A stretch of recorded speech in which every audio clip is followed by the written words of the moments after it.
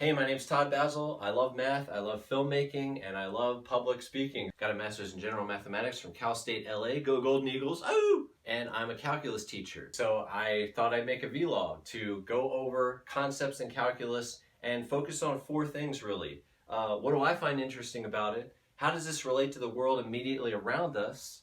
What is it like to help us understand it? What kind of analogies can I make with calculus and other stuff? And also, what's cool about this?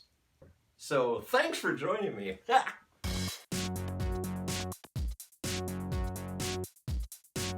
We're talking about continuity, limits, and we'll look at the intermediate value theorem.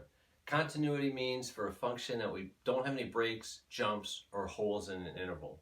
And what's cool about this is it allows us to make assumptions about curves, build on ideas, and then make predictions. And that's all that this is. Calculus can be used to model things that we see in nature. So we want to make predictions. Continuity, it's like a roller coaster. You want to go up, down, have some excitement, but you don't want the track to just stop. You don't want to have any breaks, holes, or jumps in the track. You just want to have a smooth, cool ride and maybe throw up if you ate too many chili dogs before you got on.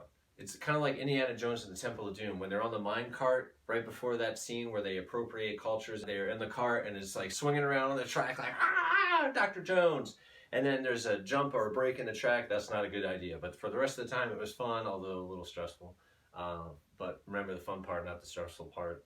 And then limits. Limits are interesting. They're the behavior of a function near a point. Doesn't matter what happens at the point, just near it, just around it. It's kind of like superficial people, right? They're all about a thing, like outside, like, to all eyes on me, it looks like I'm this way. And then when you get down to it, there's nothing there. Calculus is cool because a lot of the qualities of these functions are also qualities that we find in interpersonal communication and habits. Like you have that friend who's like, oh yeah, you're gonna move Saturday, right? Yeah, I'll totally be there. I'll help you. It gets closer and closer to the date. They're like, I'll be there, man. Yo, I can bring a beer, bring pizza.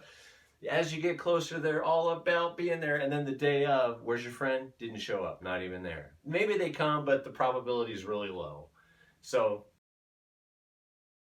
got to give a shout out to my man Cauchy. In the 19th century, he gave calculus a rigorous footing. He actually used algebraic inequalities to define a limit. It's cool. He's kind of like the Steve Jobs of math. Like Steve Jobs pulled, hey, wouldn't it be cool if you had a calendar, your music, and other shit all on your phone on one device? Cauchy was like, wouldn't it be cool if we used algebra and inequalities and other shit and put it together in a theorem? Boom! We got the theorem for limit. Got the definition for limit. And a lot of theorems come from that. Yeah, both, all. So he's kind of like the Steve Jobs of the 19th century and of math. And it wasn't just them combining things together that makes them alike. They both had a really big love for turtlenecks. That's what's cool about math. Someone's intuitive investigation from 200 years ago can then, all of a sudden in modern day, be used out of the blue for some industry-specific breakthrough. Great. How is that not awesome? I'm not trying to convince you. I'm just trying to express my joy for it. Let me tell you that.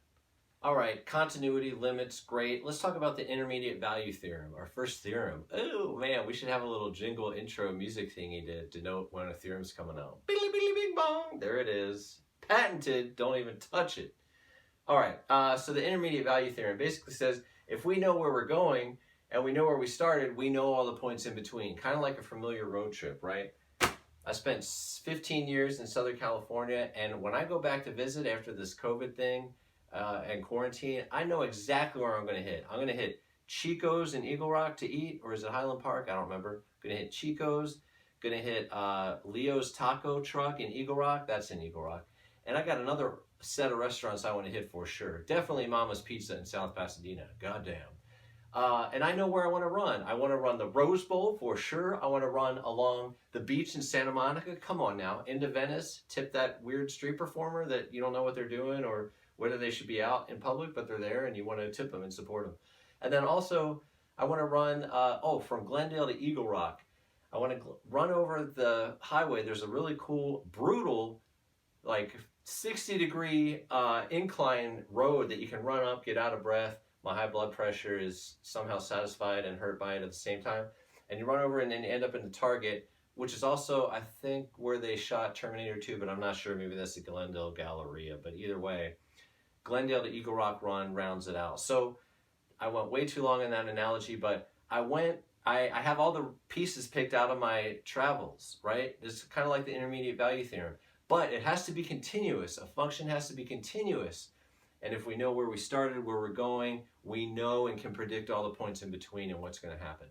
It's kind of like Star Trek, like Next Generation versus Voyager. Like Next Generation is like, we're going to boldly go and do shit and we're plotting along. Do. Picard's a badass.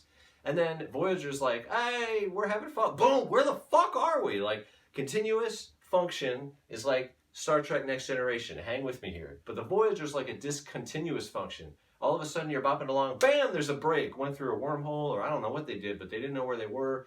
And then every other episode's them in the holodeck with the French pool room where the guy gets hit on all the time. Anyway, that's a good analogy. That's a great analogy for continuous Next Generation and discontinuous Voyager functions.